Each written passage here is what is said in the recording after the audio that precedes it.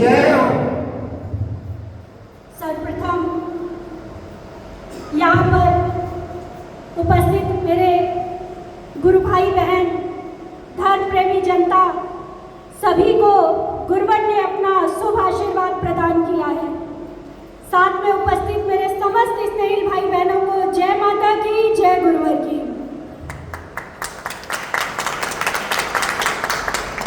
निश्चित ही सौभाग्य का क्षण होता है जब हमें माता आदि शक्ति जगत जननी जगदम्बा की साधना आराधना करने का सौभाग्य प्राप्त होता है।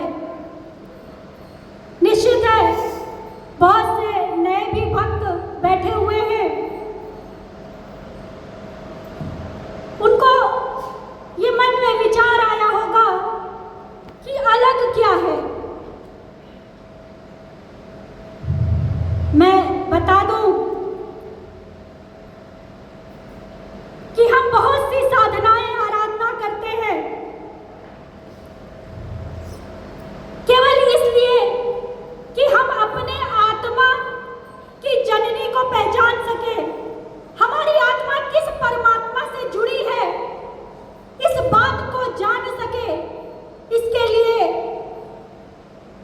हम धर्म शास्त्रों को भी पढ़ते हैं, ज्ञानियों से चर्चा भी करते हैं और घर में साधना भी करते हैं।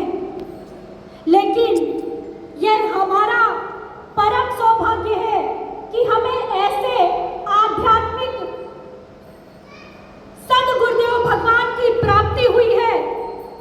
हमारे गुरुवर परम आराध्य परमहंस योगीराज श्री शक्तिपुत्र जी महाराज ने हमें ये ज्ञान कराया कि हमारी आत्मा की जननी केवल और केवल माता आदि शक्ति जगत जननी जगदम्बा है। उनके नाम से ही जाना जा सकता है।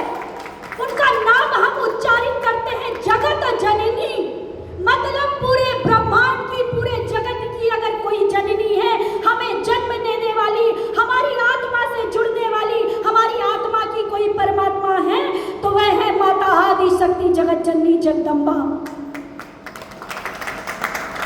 गुरुवर ने बताया कि आप धर्म ग्रंथों को पढ़िए। अगर आपको भक्ति का ज्ञान प्राप्त करना है तो आप तुलसीदास जी द्वारा रचित रामचरितमानस पढ़िए। अगर आपको ज्ञान प्राप्त करना है तो वाल्मीकि जी द्वारा रचित रामायण पढ़िए। अगर आपको कर्म का ज्ञान प्राप्त करना है तो आप गीता को पढ़िए। लेकिन आप स्वयं घर में उसका अध्ययन करिए और जब आप गहराई से इन ग्रंथों का अध्ययन करेंगे तो आपके अंदर माता आदि शक्ति जगत जननी जगदम्बा के प्रति अनन्य भक्ति समाहित हो जाएगी, क्योंकि आप उसका सार समझ पाएंगे। बहुत बड़ा अंतर होता है जब हम कथाओं को सुनते हैं, जो जगह जगह पर कथाएं होती हैं, लेकिन जब आप घर में ध्यान पूर्वक इन ग्रंथों का अध्ययन करेंगे तो आपको एक बहुत बड़ा अंतर समझ में आएगा।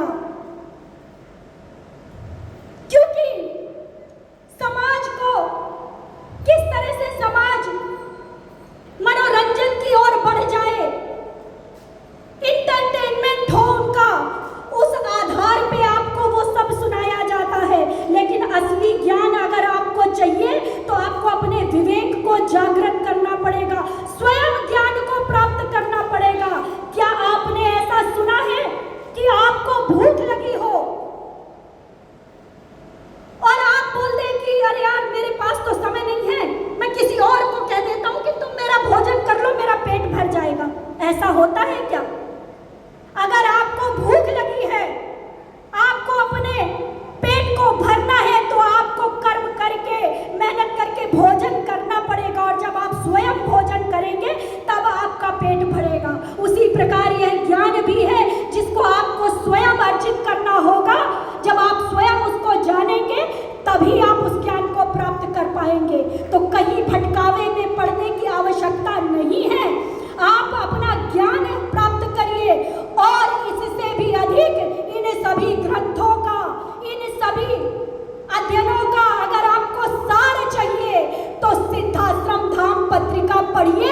आपको आपके हर सवाल का जवाब उस पत्रिका में प्राप्त हो जाएगा,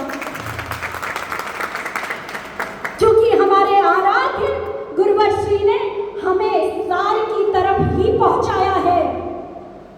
गुरुवर ने हमें बताया कि हमें प्रचंड पुरुषार्थ करना चाहिए, क्योंकि अगर हम पुरुषार्थी नहीं हैं तो आप अगर पूजा पाठ भी करेंगे, अगर आप कर्मवान नहीं हैं कि हमें कर्म करना चाहिए, गुरुवर ने कर्म को प्रधानता दी है। अगर आप 8 घंटे मेहनत, शारीरिक क्षमता के अनुसार 8 घंटे आप मेहनत करने की क्षमता रखते हो तो निश्चित रूप से आप सुबह शाम जो साधना करते हो वह आपके लिए फलीभूत होगी। लेकिन आप कर्म नहीं कर पाते, आपके अंदर ऊर्जा शक्ति नहीं है और आप कहते हो मैं तो बहुत साधना करता हूँ, मैं 2-2, 3-3 घंटे पूजा करता हूँ, लेकिन उस पूजा में या तो आपका स्वार्थ होगा या तो आपका आलस भरा होगा। आप मंदिर जाते हो, बहुत अच्छी बात है, मंदिरों में जाना चाहिए, दर्शन करना चाहिए, लेकिन उस दर्शन का लाभ आपको कब मिलेगा? गुरुवर ने बताया कि जब आप अपने मन को मंदिर बना पाओगे, जब अपने घर को मंदिर बना पाओगे, तब जब आप बाहर मंदिरों में जाओगे तो आपको आशीर्वाद की प्राप्ति होगी। आपका मन साफ नहीं है, आपके मन में छल कपट द्वेष दुर्भावना भरी हुई है, और इस भावना को लेकर अगर आप मंदिर जाओगे तो क्या आपको आशीर्वाद प्राप्त होगा? कभी नहीं होगा। तो आप अपने मन को स्वच्छ करिए, अपने मन में अच्छी भावनाएं रखिए, अपने मन में परोपकार की भावना रखिए। गुरुवर ने हमें बताया कि अगर आप परोपकार की भावना नहीं रखते हो, जन कल्याण की भावना नहीं रखते हो, तो आत्म कल्याण के लिए आप कितनी भी साधनाएं क्यों ना कर लो, आपकी वह साधना कभी भी फलीभूत नहीं होगी, आपकी वह पूजा आपको फल कभी प्रदान नहीं करेगी, क्योंकि आपके अंदर जन कल्याण और परोपकार की भावना नहीं है। तो अपने अंदर परोपकार की भावना लाइए। बहुत से लोग ऐसे हैं जो कहते हैं, समाज में भी बताने की जरूरत है, लोग मांसाहार करते हैं, नॉनवेज खाते हैं और बोलते हैं कि अभी नवरात्रि चल रही है, अब नवरात्रि में तो ये सब हम नहीं खाएंगे, अभी शिवरात्रि चल रही है, हम शिवरात्रि में ये सब नहीं खाएंगे, बाकी पूरे साल खाएंगे। अरे आपके अंदर, आपके शरीर के अंदर जो नॉनवेज गया, जो मांसाहार गया, तो उससे आपकी आसुरी शक्ति वैसे ही आपके अंदर घुस चुकी है। फिर आप 1 दिन 2 दिन छोड़ भी दो तो उसका कोई अर्थ नहीं होता। मांस कौन खाता था पहले? जीवों की हत्या कौन करता था? राक्षस करा करते थे। मानवों ने कभी भी जीव हत्या नहीं की। अगर आपको कहीं पढ़ाया गया तो गलत ज्ञान दिया गया। वह जगत की जननी है, सभी जीवों को बनाने वाली है, सभी जीवों का पालन पोषण करने वाली है। एक माँ के अगर बच्चे को आप मार डालो और फिर उस माँ से कहो कि तुम मुझे आशीर्वाद दो, तो क्या वो तुम्हें आशीर्वाद देगी? नहीं, वो उल्टा तुमको मार डालेगी कि तुमने उसके बच्चे को हाथ कैसे लगा दिया। और आप सोचो कि आप जीव हत्या कर रहे हो, जीवों को मार के खा रहे हो, फिर सोचो कि वो आदि शक्ति जगत जननी जगदम्बा जो उस जीव की माँ है, जो उनको बनाने वाली है, क्या वह आपको आशीर्वाद देगी? कोई भी ईष्ट कभी भी आपको आशीर्वाद प्रदान नहीं करेगा, चाहे आप कितनी भी पूजा पाठ क्यों ना कर लो। तो आप अपने मन को सात्विक करो, अपने शरीर को पवित्र करो, उसके बाद ही आप आशीर्वाद को प्राप्त कर सकते हो। गुरुवर ने 3 कर्तव्य बताए: धर्म रक्षा, राष्ट्र रक्षा और मानवता की सेवा। गुरुवर ने कहा कि अगर आप मानव हो, अगर आप अपने आप को मनुष्य कहते हो, तो आपको इन 3 कर्तव्यों का पालन करना ही होगा, नहीं तो आप अपने आप को मानव कहलाने के अधिकारी नहीं हो सकोगे। आज बहुत से लोग बोलते हैं कि हमारे पास पैसा है, सुख संपन्नता है, हमें क्या फर्क पड़ता है, लेकिन शांति तो नहीं हो सकती।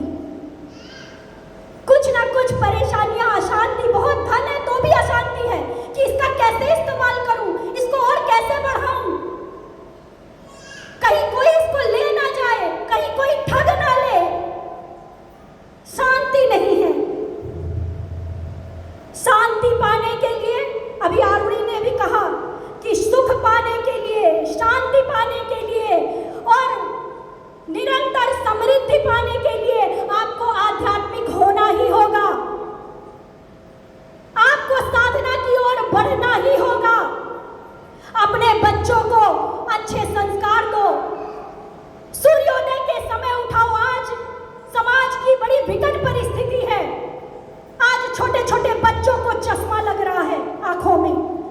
आज 10-10, 15-15 साल के बच्चों को हार्ट अटैक आ रहा है। और सबसे बड़ी बात, 50 में से एक बच्चा जरूर ये बात बोल देता है कि अरे एग्जाम आ रहा है, मुझे इतनी पढ़ाई करनी, मुझे बड़ा